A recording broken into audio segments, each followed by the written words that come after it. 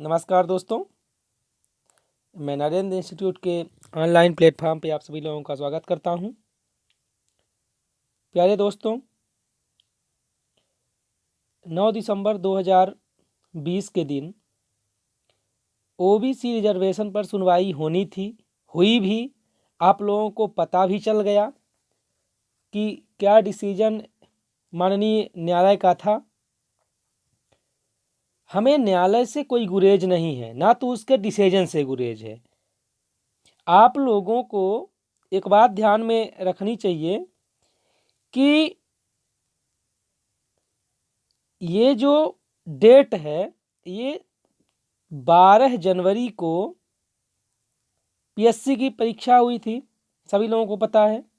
और पीएससी की परीक्षा में ही ये 27% ओबीसी रिजर्वेशन को चुनौती दी गई है। और जैसा कि कैलेंडर में, आयोग के कैलेंडर में ये अंकित था कि 31 जनवरी के दिन हम क्या करेंगे, रिजल्ट निकाल देंगे, डिक्लेयर कर देंगे, अप्रैल तक मेंस ले लेंगे, अप्रैल तक मेंस ले लेंगे और आगे 2-3 महीने के अंदर हम इस वैकेंसी को पूरी कर लेंगे। लेकिन बहुत अफसोस है अपनी सरकार पर कि एक आदरणीय कमलनाथ जी थे, जिन्होंने सत्ता के लालच में ओबीसी वर्ग को लुभाने के लिए 27% आरक्षण दिए। ये 14 से बढ़ा के दिया गया। हमें 27% आरक्षण से बिल्कुल भी कोई परेशानी नहीं है कि 27% उनको मिलना चाहिए कि नहीं मिलना चाहिए। ना तो हम इस पर टिप्पणी करना चाहते हैं, क्योंकि हमारे यहाँ, हमारे भारतीय संविधान में हाई कोर्ट और सुप्रीम कोर्ट, माननीय जो न्यायालय हैं, उनके ऊपर डिपेंड करता है, उनके ऊपर निर्भर करता है कि वो सरकार की कार्यवाहियों पर अंकुश लगाएं, सही और गलत पर फैसला करें। क्या सही है, क्या गलत है, इस पर फैसला करें। यदि मान लीजिए सरकार, न्यायालय बहुत चाहती है कि हम सुनवाई करें, लेकिन जब उसका एक पक्षकार ही सामने नहीं आ रहा है तो न्यायालय की इसमें क्या गलती है। तो ये डेट बढ़ के 4 जनवरी हो गई है। सभी लोगों को पता है ये 4 जनवरी 2021 पहुंच गई है डेट। अब सोचिए, 12 जनवरी 2020 को इसका पेपर हुआ और 4 जनवरी 2021 को कंफर्म नहीं है कि ये सुनवाई पूरी हो जाएगी, और 12 जनवरी के पहले या पूरे जनवरी महीने में इसका रिजल्ट डिक्लेयर कर देगा आयोग। ये बिल्कुल भी इसकी संभावना नहीं बन रही है। और यही बस नहीं, आयोग केवल एमपीपीएससी का रिजल्ट नहीं रोका है। आयोग केवल एमपीपीएससी बस का रिजल्ट ही नहीं प्रभावित है। आयोग के इस फैसले से मध्य प्रदेश की पूरी वैकेंसियां, पूरी भर्तियां ठंडे बस्ते में चली गई हैं। आगे हम लोग देखते हैं, आखिर हाई कोर्ट में सुनवाई में देरी क्यों, आखिर क्यों देरी है, क्या कारण है कि सरकार इस पर ध्यान नहीं दे रही है। आखिर पहला पॉइंट है हमारा, आखिर देरी क्यों है, क्यों देरी कर रहे हैं आप, हमारी क्या गलती है, देश के युवाओं की क्या गलती है, क्या कारण है कि आप इसको लगातार इसमें इसके साथ खिलवाड़ कर रहे हैं। हमें एक बात यह पता नहीं चलती है कि युवा ही देश की भविष्य को बनाने वाला होता है। युवाओं पर ही देश के हर एक क्षेत्र में देखें तो उसी के कंधे पर दारोमदार होता है, उसी के कंधे पर अर्थव्यवस्थाएं चलती हैं, उसी के ऊपर देश निर्भर होता है, सब कुछ उसी के ऊपर निर्भर है। लेकिन फिर भी ये देश की सरकार जनता के माध्यम से चुनकर आती है। लोकतंत्र में उत्तरदायिता होती है कि हम जनता के प्रति उत्तरदायी हैं, जनता के प्रति हमारी रिस्पॉन्सिबिलिटी है। लेकिन यही सरकार क्यों जनता को ही पीसती है, जनता का ही शोषण करती है। क्या लोकतंत्र में, हमारा दूसरा पॉइंट है, क्या लोकतंत्र में जनता के मतों का कोई मूल्य नहीं है। तीसरा पॉइंट हमारा है, आखिर युवाओं के साथ धोखा क्यों? फिर है, आखिर सरकार जनता के साथ क्यों धोखा करती है? अत्यंत चिंतनीय विषय है ये। कहने को तो लोकतंत्र जनता का शासन है, जनता के लिए शासन है, जनता के द्वारा शासन है। वास्तव में यह सिद्धांत इसी पर कार्य करता है। जनता जनार्दन ही इस देश के सर्वोच्च सरकारों का चुनाव करती है, चाहे प्रत्यक्ष रूप से देखे चाहे परोक्ष रूप से देखे। और यही सरकारें इस चुनने वाली जनता के प्रति उत्तरदायी होती है। लेकिन इतना लापरवाहीपूर्ण रवैया कि इसी जनता के प्रति, जिस जनता से ये चुनकर पहुंचे हैं, सत्ता के सरदार जो कुर्सी तक पहुंचे हैं, इसी जनता के प्रति कपट भाव से कार्य करते हैं। 27% आरक्षण देना राजनीति से प्रेरित था कि हमें 27%, चूंकि मध्य प्रदेश की जो जनसंख्या है वो 50% से ऊपर है, तो इन्हें लगा कि हम 27% आरक्षण देंगे तो हमें वोट मिलेगा।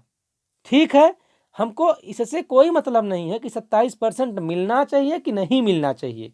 मतलब ये है कि यदि आप 27% दिए तो अपने ही समय में जब याचिका लग गई थी तो अपने ही समय में आपको ठोस तथ्य प्रस्तुत करना था माननीय न्यायालय के सामने, जिससे कि ये केस अधिक ना खींचने पाए। राजनीतिक उठापटक हुई, आदरणीय कमलनाथ की सरकार गिरी, सबके कहे जाने वाले मामा शिवराज सिंह जी आए। उन्होंने उस दरमियान लॉकडाउन के समय इसलिए जवाब नहीं पेश किया क्योंकि उन्हें लगता था कि यदि हम जवाब पेश कर दिए तो 27% यदि आरक्षण मिल गया तो जो हमारे 28 उपचुनाव हो रहे थे उनमें से ओबीसी जनता 27% मिल गया तो सवर्ण जनता उनको लतेड़ देगी, बिल्कुल भी वोट नहीं देगी उनको। और यदि 27% नहीं मिला तो ग्वालियर और चंबल अंचल जहाँ जहाँ उपचुनाव थे वहाँ की जनता उनको बिल्कुल भी वोट न देती, तो क्या वो फिर से मुख्यमंत्री बनते? ना बनते। हुआ किसका नुकसान? हुआ उन सभी युवाओं का नुकसान जो कि इस 27% आरक्षण के चक्कर में अपना सब कुछ गवा बैठे हैं। इनको ये बिल्कुल भी चिंता नहीं है कि एक युवा के लिए समय कितना कीमती होता है। हमको सीख लेनी चाहिए यूपीएससी के आयोग से, यूपीएससी से हमको सीख लेनी चाहिए कि 25-25 एक महीने में वो रिजल्ट देता है और एक साल हो गया, एक साल बीत रहा है, हम लोग रक्त के आंसू रो रहे हैं, रिजल्ट नहीं दे रहे हैं आप। आखिर क्या बिगाड़ा है हमने आपका? कितनी मेहनत से पढ़ाई करते हैं, कितने मेहनत से साधनों इकट्ठा करते हैं और पेपर दिए। ये जो सत्ता के सरदार हैं जनता के मतलब जनता की समस्या को समझते क्यों नहीं हैं? अब इनका जब 9 दिसंबर को सुनवाई हुई तो ये 9 दिसंबर के दिन क्या करते हैं? 9 दिसंबर के दिन इन्होंने ठोस कोई तथ्य नहीं प्रस्तुत किया। प्रस्तुत भी कहाँ से करते? आगे जो नगरीय निकाय चुनाव हैं इनमें क्या करते ये? इनमें यदि ये 27% के विरोध में ले जाते या मान लीजिए 27% देने के पक्ष में ही ये हैं, लेकिन यदि न्यायालय ना देती तो कम से कम विपक्ष को एक मुद्दा तो मिल जाता है इनसे वोट कटवाने का, इनका वोट हड़पने का और अपने प्रत्याशी को जिताने का। लेकिन हुआ ही नहीं है। हम बार बार ये कह रहे हैं कि सरकार को जनता के प्रति जवाबदेह होना चाहिए, देश के युवाओं के प्रति जवाबदेह होना चाहिए। इस सत्ता के सरदारों के मध्य जनता नहीं पिसनी चाहिए। एक छोटा सा विनम्र निवेदन है आप सभी लोगों से कि आप लोग अपने अधिकारों के लिए लड़िए, क्योंकि लोकतंत्र में बिना लड़े कोई भी अधिकार नहीं मिलेगा आपको। हमारे समझ में नहीं आता कि आखिर ये इतनी सोई हुई जनता क्यों है? इस सोई हुई सरकार को जगाने के लिए हम सबको एकत्रित होकर इसको जगाना पड़ेगा, इसको बताना पड़ेगा कि क्या होती है जनता।